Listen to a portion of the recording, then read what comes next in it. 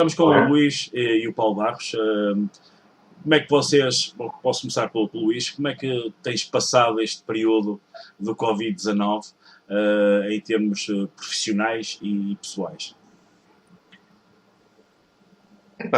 Olá a todos, antes de mais. É assim, isto é uma situação nova para toda a gente. Portanto, isto é uma coisa que nós nunca imaginamos que pudesse ser possível, ou alguns de nós, se calhar, já tínhamos imaginado. Tem sido dias difíceis, por um lado. Por outro lado, eu tenho-me ocupado a fazer uma série de coisas que estavam, algumas que já tínhamos iniciado. A primeira delas tem a ver com o próximo, com aquilo que vai ser o próximo álbum de Taranto, que felizmente nós tínhamos começado a gravar em dezembro. Felizmente tínhamos tudo aquilo que era a parte instrumental mais ou menos pronta até ao final de fevereiro, e pronto, isto depois aconteceu ali no início de março, e o que eu fiz basicamente foi trazer a tralha toda para casa, ou alguma tralha para casa, e comecei a trabalhar no disco, comecei a fazer alguns arranjos, já tínhamos gravado os solos também. Neste momento temos o disco pronto, à exceção do trabalho do Jorge, das vozes e depois dos cores e isso tudo. Pronto, neste momento é o que falta fazer. O Jorge está em casa a trabalhar nos temas, entretanto também lhe dei os temas para ele ir adaptando e fazer o trabalho dele, ao fim e ao cabo. E, portanto, por um lado, havia aqui trabalho pendente que deu para fazer. Tenho feito algumas coisas também que estavam ainda penduradas de alguns trabalhos do estúdio. E tenho composto algumas coisas também. E, portanto, a gente vai ocupando o tempo conforme pode. É um bocado por aí. E o Coliseu também está fechado, não é? Também. O Coliseu está fechado e prevê-se que se mantenha fechado durante mais algum tempo, porque é uma sala com uma lotação muito grande e é uma sala em que é difícil respeitar aquilo que neste momento é o esboço das normas do Ministério da Cultura para esta área. E de resto, falando nisso, apetecia-me dizer aqui uma coisa, que é o seguinte.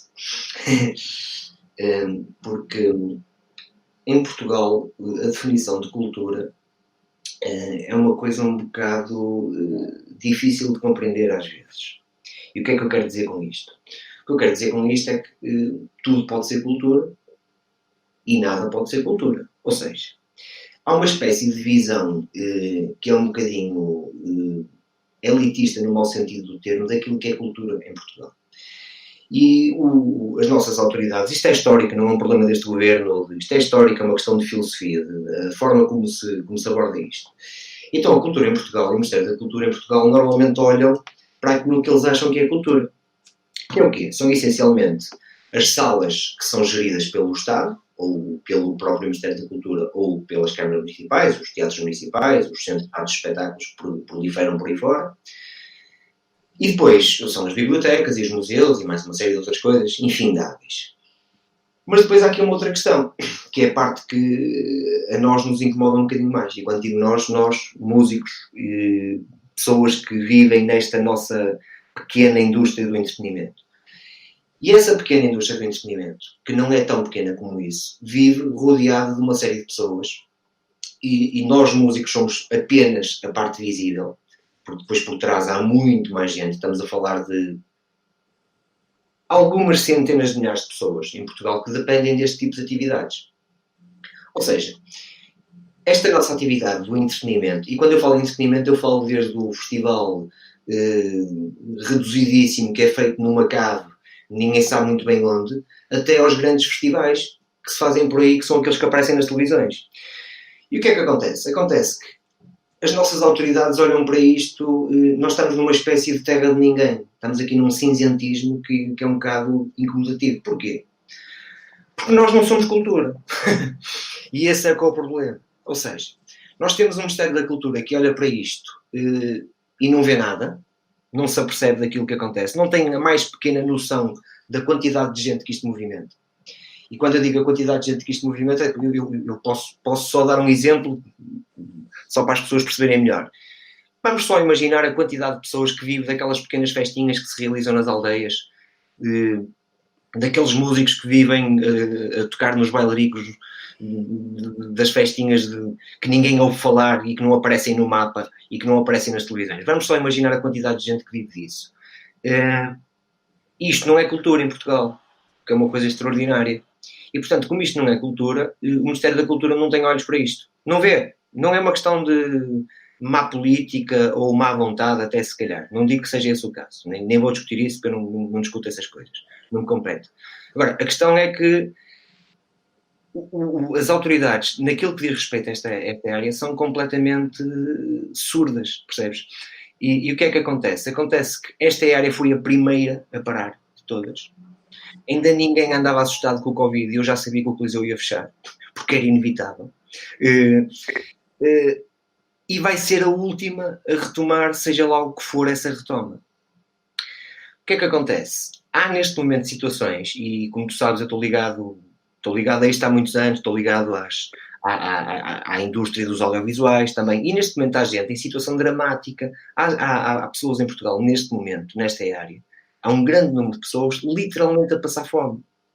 E isso é uma coisa que eu não percebo como é que não se olha para isto de outra forma. Eu já não sei se não seria preferível que esta nossa área / indústria do entretenimento, se calhar era preferível que estivesse sob a alçada do Ministério da Economia, porque se calhar isto é mais economia do que cultura. Porque das duas uma, quer dizer, se nós não somos cultura para umas coisas, parece que para isto também não somos. E, portanto, se não somos, então eu preferia, se calhar, que viesse um Ministério da Economia, não é? Com um senhor que percebe de economia, que entenda, de uma vez por todas, que estamos a falar de um negócio, porque isto também é um negócio, estamos a falar de uma coisa que envolve, centenas de milhares de pessoas, porque não são os músicos que estão em cima do palco, são os músicos que estão em cima do palco, são os roadies que trabalham para os músicos, são os técnicos de som, os técnicos de luz, os técnicos de vídeo, os riggers, os gajos que suspendem equipamentos, são as empresas de transportes, são as empresas de rentacar, são os hotéis que vivem disto, que também vivem disto, são as empresas que fazem a segurança aos espetáculos, são as empresas que tratam do catering dos espetáculos, e isto, de uma forma ou de outra, seja lá qual for a escala, ou seja num festival grande como o Nós Alive, ou seja num festival minúsculo que ninguém ouve falar, a proporção mantém-se, percebes? Quer dizer, tu tens este problema em todos estes eventos que não estão a acontecer. Pronto. O que é que acontece? Provavelmente, quando e se isto reabrir, entre aspas, não é? Provavelmente, mais de metade destas pessoas já estão completamente esmagadas, completamente desgraçadas, para não dizer outra coisa. Percebes? E isto é uma coisa que a mim toca-me profundamente, enquanto músico, porque nós sentimos isso na pele, toca-me profundamente, porque eu também sou técnico, também vivo disso, e eu não estou a perceber porque é que se tomam certas decisões. Eu vou-te dar 2 exemplos. Eu não entendo como é que se enche um avião e não se enche um auditório. Não entendo. Pode vir o Papa, o Coelho da Páscoa, o Pai Natal. Pode vir quem quiser tentar-me explicar isto. Porque isto não tem explicação possível. Ok? Portanto, não há nenhum argumento à face da Terra que justifique que se possa encher um avião com pessoas e não se possa encher um auditório ou um recinto de espetáculos com pessoas. Eu não vou entender isto e eu acho que ninguém entende. Ou uma praia e um festival, não é? Também a lógica é a mesma. Vou dar o segundo exemplo. Eu não entendo, nem ninguém entende, como é que tu podes fazer a Festa do Avante e não fazer um festival. Quer dizer, porquê é que eu faço a Festa do Avante e não faço o Zara de Meida? Quer dizer, expliquem-me. Se calhar o público da Festa do Avante até é um público mais de risco que o público de Zara de Meida. A Festa do Avante, com o respeito que tenho, eu admiro a Festa do Avante, aliás, nós chegamos a ser convidados, depois acabamos por não tocar na Festa do Avante há muitos anos, por outras razões que não têm nada a ver com isto. E eu respeito imenso a Festa do Avante e o espírito da Festa do Avante, ok? Mas dito isto, eu não consigo entender, nem consigo explicar a ninguém, não é? Porque é que eu posso ir à Festa do Avante e não posso ir ver os Iron Maiden. Portanto, este tipo de mentiras que nos andam aqui a vender, que estão essencialmente ligadas, não é o caso agora da Festa do Avante, mas estão essencialmente ligadas a ameaças feitas por grandes grupos económicos, porque assim, o senhor que é dono da Ryanair diz, os meus aviões não andam se não forem cheios, porque o meu negócio depende dos meus aviões estarem cheios, certo? Pronto. E, portanto, a partir do momento que o senhor que é dono da Ryanair diz isto, não é? As autoridades metem o rabinho entre as pernas e dizem, ok, sim senhor, vamos lá encher os aviões, porque turismo depende dos aviões, como toda a gente sabe, não é? Agora, é este tipo de hipocrisia que a mim manda a incomodar profundamente. Eu vou dizer uma coisa, Carlos. Eu acho que o governo português se portou lindamente na parte inicial de tudo isto. Muito sinceramente, e digo-te mais. E eu sou muito crítico dos portugueses, ok? Também. E digo-te e assumo que fiquei admiradíssimo da forma como o povo português reagiu a isto. Ok? Portanto, nós, muito antes dos nossos governantes nos dizerem pá, vão para casa porque isto, temos aqui um problema e tal, muito antes disso acontecer, as pessoas já estavam em casa. Portanto, o português é um povo inteligente e é um povo que percebe que perante uma ameaça deste género tem que se defender. E, portanto, nós fomos todos para casa, não é? Largamos tudo, largamos rendimento, o meu irmão cancelou as aulas, o Coliseu fechou, não é? Cancelaram-se os espetáculos, etc, etc, etc. Mas nós, enquanto povo inteligente que fomos, não é? Tivemos a capacidade de ir para casa, pá, e perceber, ok, isto é uma coisa nova, nós nunca vivemos isto, não sabemos que raio de bicho era o que é este, o que é que nos vai acontecer, portanto vamos para casa. Pá, o governo depois agiu em conformidade e acho que agiu bem. Agora, a partir do momento, eu vou dizer uma coisa, eu sou benfiquista, pá, desculpem, não é? Mas isto parece-me que está tudo a bater certo com o campeonato do futebol. Parece que o país parou quando parou o campeonato, não é? E, portanto, toda a gente se portou bem, não é? Portamos todos bem, até enquanto o futebol teve parado, andou toda a gente aqui a portar-se bem, para resguardar-se em casa e não sei o quê. Agora, a partir do momento que se diz, ok, vamos reabrir o campeonato, o da Primeira Liga, porque o da Segunda também não interessa, só interessa o da Primeira, não é? A partir do momento que se diz, vamos reabrir o futebol, então ok, vamos reabrir tudo. Pá, menos aquilo que a gente está aqui a falar, que é a nossa área, que é a tal indústria do entretenimento, que é assim que eu gosto de lhe chamar, porque ela não deixa de ser uma indústria, percebes? E, portanto, parece-me que a partir de dada altura, pá, que as nossas autoridades, eu até sou capaz de compreender, quer dizer, perante os riscos da desgraça económica que por aí vem, não é? Pá, que eu entendo, ok? Eu entendo, porque acho que todos nós, de uma forma ou de outra, sentimos isso. Pá, começa-me a parecer que isto agora começou a derrapar, não é? Quer dizer, depois era o problema das praias, os semáforos nas praias, como se as praias fossem um problema, mas depois andar de metro cheio de gente já não é um problema, percebes? Quer dizer, eu acho que das duas, eu tenho dito isto muitas vezes, eu acho que das duas uma. Ou nós assumimos e dizemos assim, ok, vamos, dado que isto é uma desgraça económica, que aí vem, ou que se calhar já começamos a viver, vamos assumir o risco de fazer as coisas conforme fazíamos e vamos assumir e vamos imaginar e vamos acreditar que as pessoas vão ter cuidado e se vão tentar proteger o mais possível, ok? E vamos apelar, digamos, à regra do bom senso. Ou fazemos isto assim, ou então fazemos como se está a fazer, que é, vamos fazer de conta que esta reabertura económica é uma coisa segura. E não é. Porque nós sabemos que não é. Porque então, se é seguro para todos, não pode ser só seguro para alguns. Percebes, Carlos? Quer dizer, isto não pode ser seguro para a Ryanair, não é? E não pode ser perigoso para os Tarântula, quer dizer, mas, para lá, mas afinal quantos somos, não é? Percebes? Portanto, é esta parte da pressão que por aí anda, que eu compreendo, ok? Sublinho, e eu compreendo a pressão, porque isto é um problema muito sério, economicamente, pá, mas depois não consigo perceber certas decisões, sinceramente, alguém vai ter que me... E eu acho que neste momento ninguém em Portugal percebe certas decisões do governo, sinceramente. E tu, Paulo, como é que viveste estes últimos meses já? Não é fácil, como deves imaginar, não é nada fácil estar confinado e estar preso em previsão preventiva dentro de casa. Pronto, eu, apesar de tudo, ainda tenho aqui um espaço em que posso mexer as pernas e posso caminhar até aí do lado físico, não foi assim nada mal. E pronto, e só acrescentando ainda uma parte dramática da conversa de Luís, eu acho que a democracia aqui já não existe há muito tempo. E parece-me que este vírus tem um lado positivo, que é, este vírus veio levantar essas questões, digamos, democráticas, percebes? Eu, por exemplo, não tem nada a ver com a música, porque a música ele já falou quase tudo, mas, por exemplo, ontem vi uma situação em Cascais que me assustou ou perturbou bastante. Foi ver uma loja a ser saqueada em pleno dia por algumas pessoas que entraram lá para dentro e que agrediram o senhor que estava e as pessoas que estavam no seu pequeno negócio a tentar sobreviver no meio desta destruição que foi este Covid-19 e pronto, e chegaram lá e bateram nas pessoas e assaltaram as pessoas e as televisões, felizmente, os mídias aí estiveram muito bem e transmitiram essas imagens. O nosso presidente, o Sr. Presidente da República, por acaso também estava ali muito perto a jantar com a família ou com amigos. E é perturbante, portanto, tudo isso na conversa da música, se formos a ver, os músicos eu acho que têm sido pessoas fantásticas, quer dizer, têm, pessoas que estão ligadas a esta área têm sido fantásticas, não é? Têm aguentado tudo e mais alguma coisa, mas depois de ver aquelas imagens eu também começo a pensar que mesmo dentro da nossa área poderá haver pessoas com graves, não é, há pessoas com graves problemas sociais, percebes?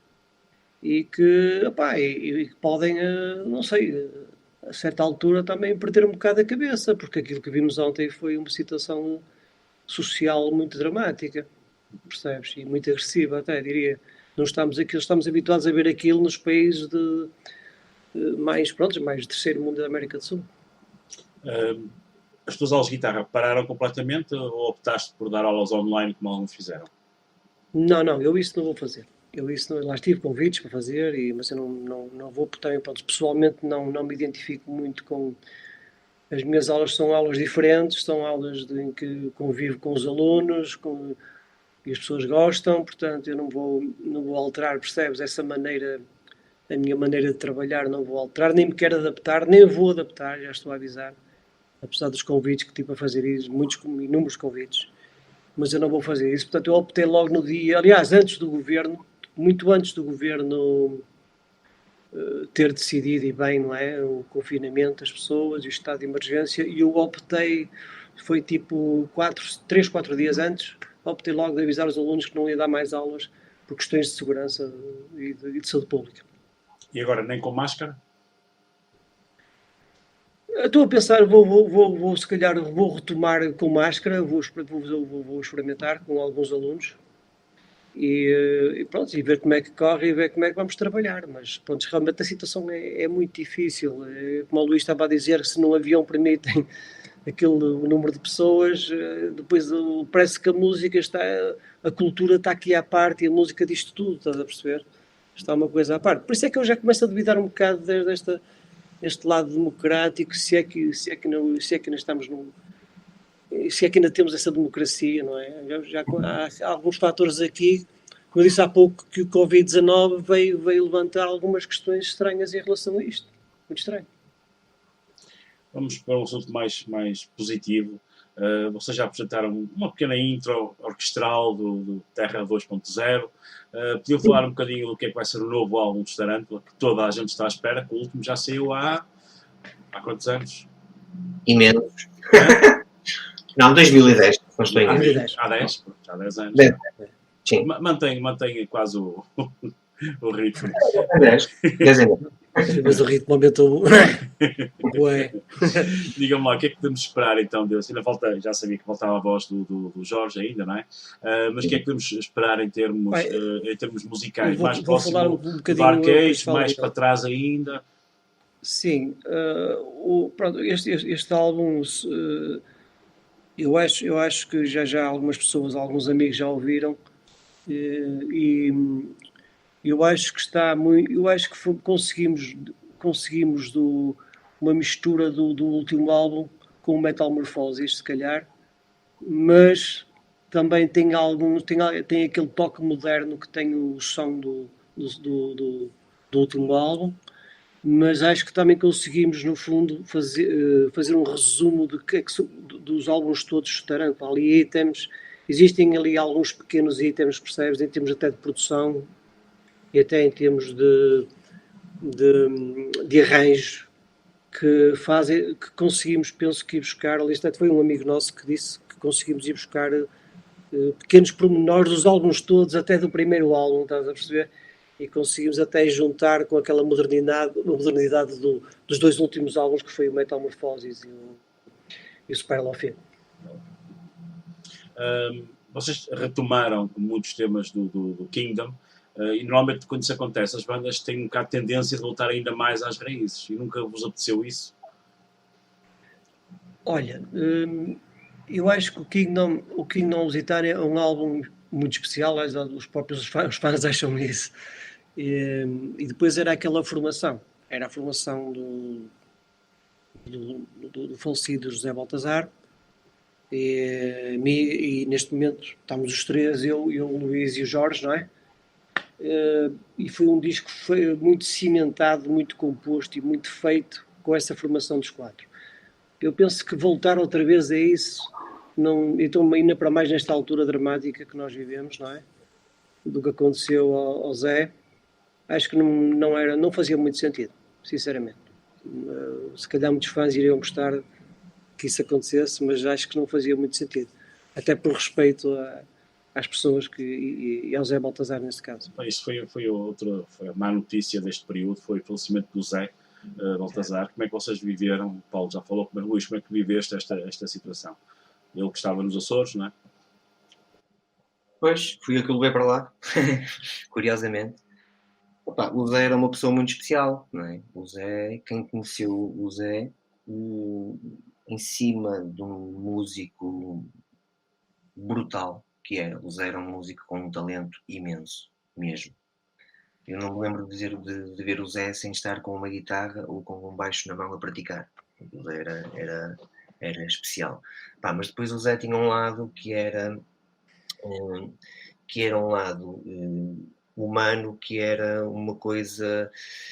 Pá, estas coisas às vezes dizem-se porque as pessoas já não estão connosco e dizem-se porque parece bem, não é?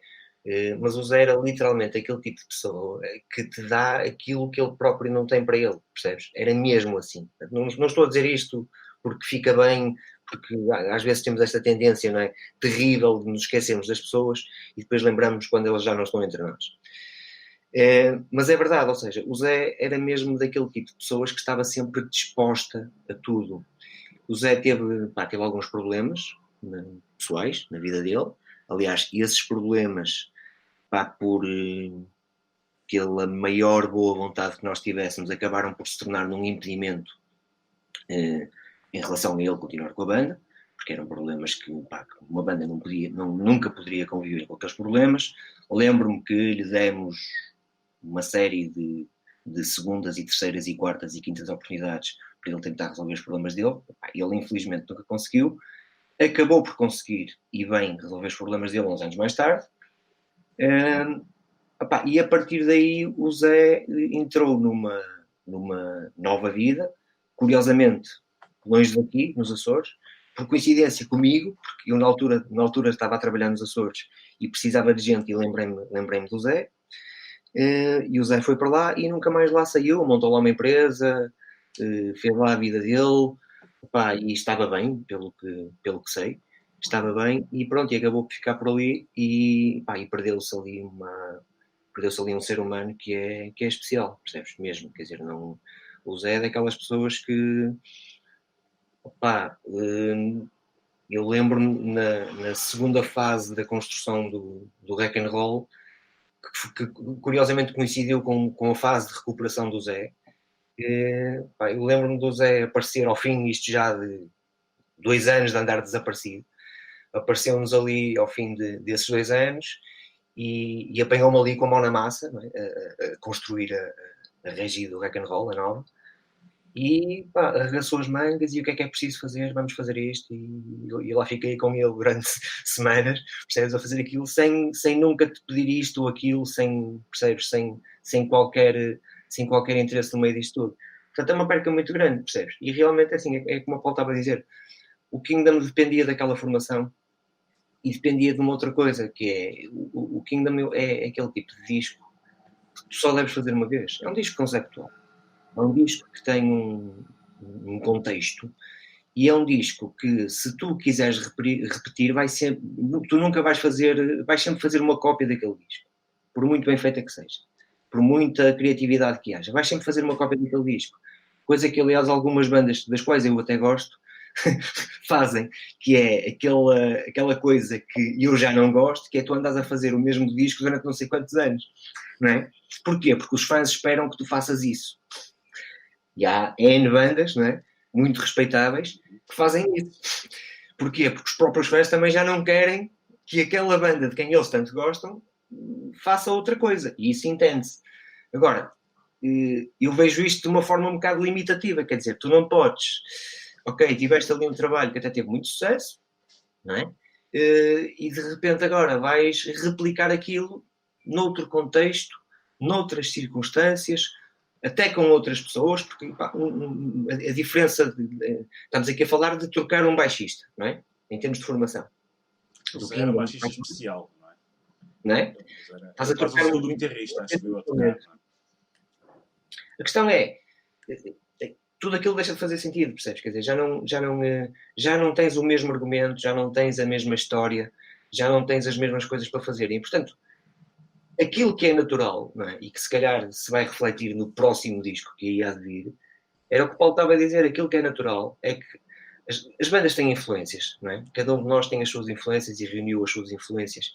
E às vezes nem são aquelas que nós julgamos que não é? Às vezes nós somos influenciados por coisas, eu às vezes dou por mim a perceber, pá, aquele artista, o artista A, o artista B, ou a banda A, ou a banda B, que nem é daquelas que eu ouvi tanto assim, pá, se calhar influenciou mais a minha forma de tocar e de compor do que aquelas bandas que eu ouço todos os dias, não é? E, portanto, é esse conjunto de influências que, ao fim e ao cabo, passados estes anos todos, não é? Desde 1981, não é? Desde o início dos tempos, chamemos-lhe assim.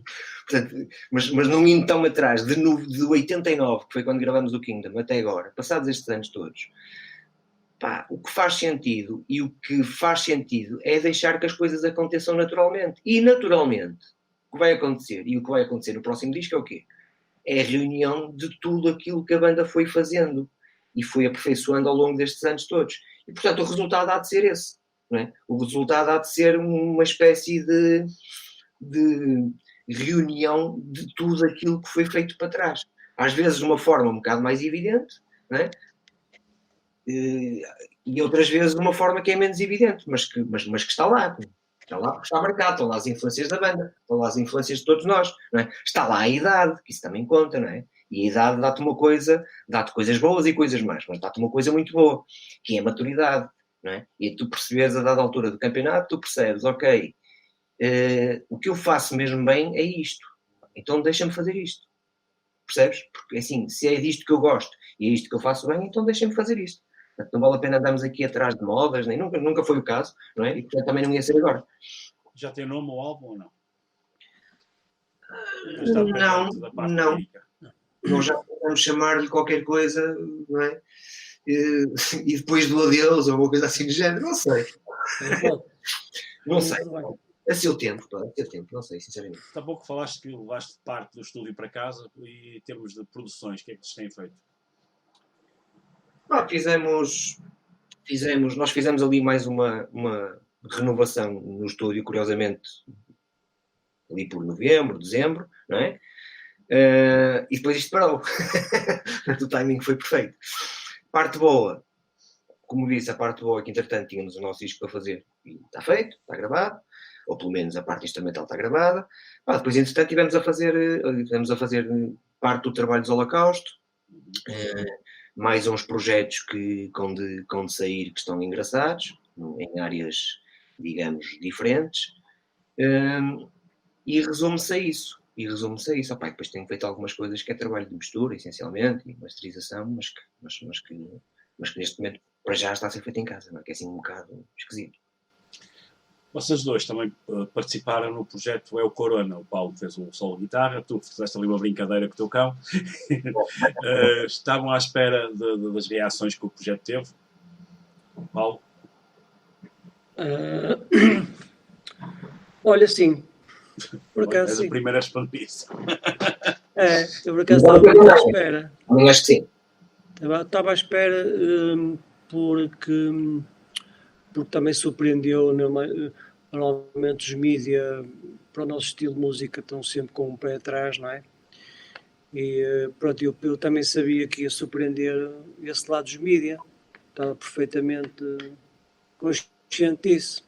Até porque há uma coisa também em Portugal que é assim, tu quando fazes algumas coisas que são menos sérias, tens sempre mais destaque. Quando fazes um trabalho que é uma coisa séria, as pessoas ignoram-te, às vezes, completamente. Se calhar no meu caso, até se calhar ainda bem, não é? Se eu posso ir perfeitamente ao supermercado comprar o meu fiambre, escolher a minha manteiga preferida e posso estar descansado a andar na rua. Mas sabia que ia ter aquela projeção, sinceramente, por causa disso. Porque nesta área, nesta ou noutra área qualquer, quando se brinca com qualquer coisa, é normal que depois os mídias elevem isso ao patamar mais monstruoso, mais para cima. 2021, 40 anos de Tarântula. É sério? Por acaso, ainda há dias puseram uma publicação do lançamento do tributo dos 20 anos de Tarântula. Ia fazer 20 anos, os 20 anos de Tarântula. Ou seja, já vai há 40 anos. O que é que tem pensado? Tem que ser comemorado a sério. O que é que tem pensado para 2021? Olha, assim, claro que já pensámos em algumas coisas, um lançamento de um DVD, por exemplo, da banda ao vivo, um CD ao vivo que já está pronto, já está. O Luís também produziu, já está Rivoli, pronto. não é? Sim. Ao vivo no Rivoli, está tudo feitinho, tudo prontinho. E o concerto também está. No Lauras Novas. O concerto é que eu acho que está. Se não está, está quase. Está. Falta os comentários. Digamos, os conteúdos, não é, que estamos a preparar. Pronto, acho que temos já muito conteúdo para fazer esse DVD. Bastantes conteúdos. Pronto, e se calhar vamos fazer também espetáculos, provavelmente, se entretanto permitir. Se deixarem fazer para o ano, não é? Vamos lá ver.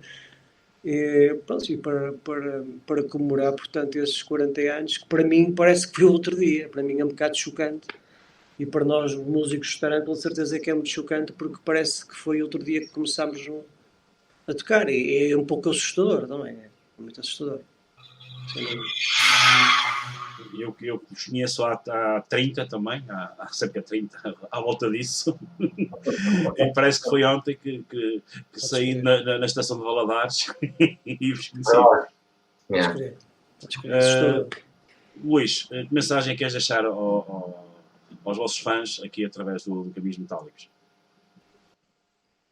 Olha, protejam-se, não é? Neste momento é aquilo que há a fazer. Protejam-se. E vamos ver o que é que isto vai dar. Vamos ver se nos deixam trabalhar, não é? Vamos ver se não morre muita gente. E vamos ver se a desgraça não é muito grande. Eu acho que neste momento não há, digamos, eu nunca fui uma pessoa muito otimista, né, para quem me conhece. E a altura não é mesmo de grandes otimismos. Agora, a única coisa que me apetecia dizer no meio disto tudo, e que a mim e acho que a muita gente, aquilo que me começou a vir à cabeça quando esta desgraça começou, foi, não é? Nós fechados em casa, com mais tempo para pensar na vida e tal, e eu de repente, eu e muita gente começamos a pensar, ok, vamos imaginar que isto tudo vai passar e vamos imaginar que isto tem uma coisa boa.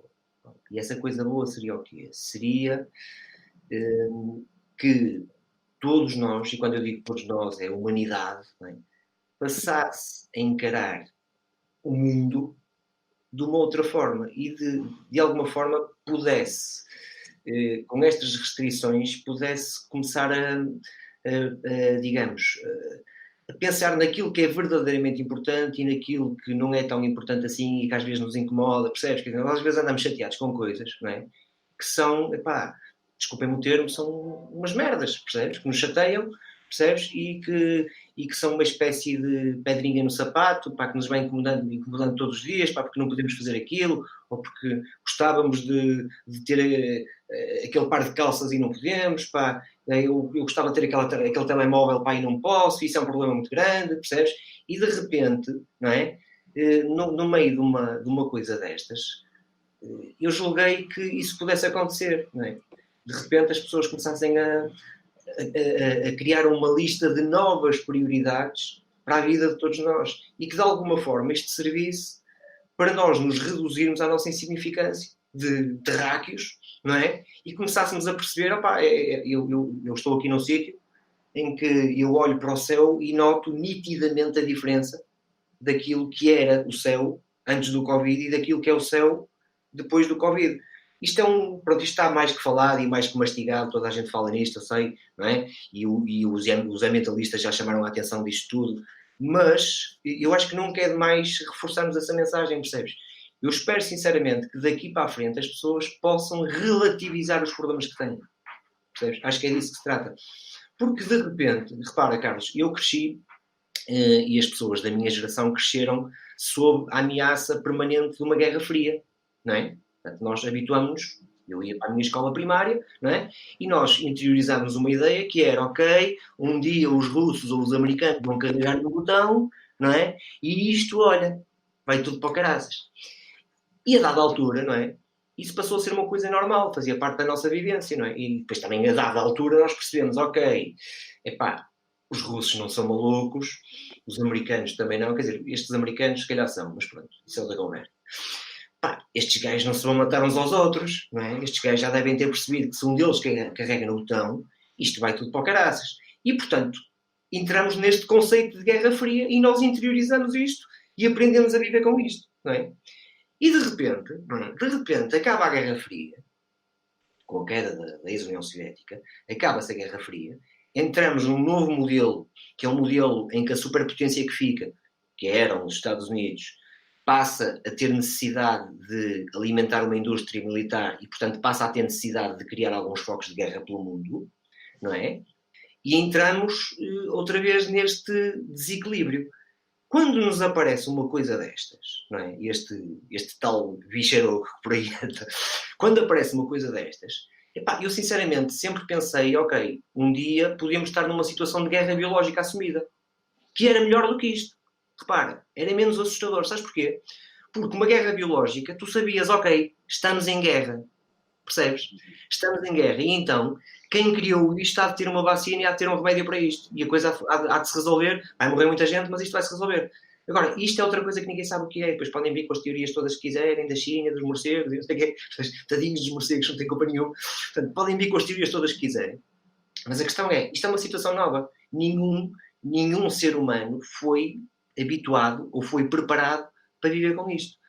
E portanto, eu sinceramente, a única mensagem que eu gostava de deixar é exatamente essa, ou seja, que as pessoas passem a relativizar os problemas que têm e passem a olhar à volta, não é? E de repente percebam, que prazer dá, não é? Um gajo de repente sair e poder ir ali a uma esplanada beber uma cerveja, quer dizer, que é uma coisa que nós damos como garantida, sempre tomamos isso como garantido, e de repente deixou de ser, percebes? E depois, por outro lado, é assim, que isto nos possa ajudar a sermos um bocadinho mais unidos. Deixa-me só voltar atrás àquele comentário sobre o Eu Corona. O Eu Corona só prova que as pessoas se podem unir quando querem. Percebes? E também prova que quando há uma ameaça comum, as pessoas unem-se. E às vezes aquilo que a humanidade precisa parece-me que é mesmo uma ameaça comum. E portanto, se as pessoas ainda não perceberam que nós vivemos todos os dias sob uma ameaça comum, séria, que pode começar pelos problemas ambientais, se quisermos, entre outros, não é? E pode terminar nos milhares de mortos, nas milhares de pessoas que morrem à fome todos os dias neste planeta, não é? Portanto, se nós pensarmos nisto tudo, se calhar está na altura de começarmos a ser um bocadinho mais ponderados, não é? Se calhar está na altura de respeitarmos um bocadinho mais a arte, que é aquela coisa que nos acompanha quando estamos fechados em casa, não é? Imaginem só, como já ouvi muita gente dizer isto também, não é? Imaginem só que estávamos em casa, não é? Com uns Nokias a jogar ao joguinho da cobra, não é? Sem a internet que temos hoje, sem a oferta cultural de conteúdos que temos hoje na internet, por exemplo. Espero que as pessoas não se esqueçam disso. Agora, espero é que as pessoas também saibam que, do outro lado, não é? Estão os criadores desse conteúdo cultural. E os criadores desse conteúdo cultural, neste momento, há uma série de gente que está a passar enormes dificuldades. Portanto, eu espero, sinceramente, que venham aí dias melhores, percebes? E que, pelo menos, as autoridades, ou seja lá quem for, percebam isto. Acho que era mesmo muito importante. Então, pá, de resto, protejam-se, não é? O que é que eu ia dizer mais? E tu, Paulo, eu não sei se podes falar de alguns projetos paralelos, não é? Que tens Sim, sim, feito. eu tenho entrado aí em alguns projetos também que vai ser lançado se calhar nas próximas semanas até um projeto novo com o Walter Mateus, por exemplo, que chegou a ser o guitarrista dos Gangrena, daquela banda death metal lendária, e com o Jorge também. E, pá, sim, não tem faltado convites, não tem faltado projetos, felizmente, para trabalhar. Eu só gostava de deixar, em relação à mensagem, acrescentar que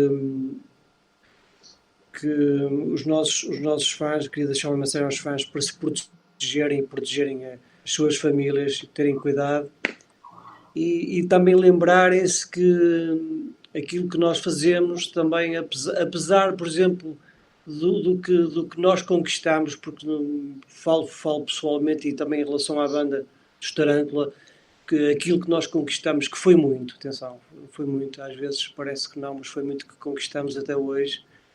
E até estamos numa posição, até diria, privilegiada, no fundo, em relação à maior parte das pessoas que estão nesta área da música em geral. Eu queria só deixar a mensagem que, apesar de tudo, mesmo assim não é fácil para nós manter este tipo de trabalho, e agora muito menos, cada vez vai ser mais difícil.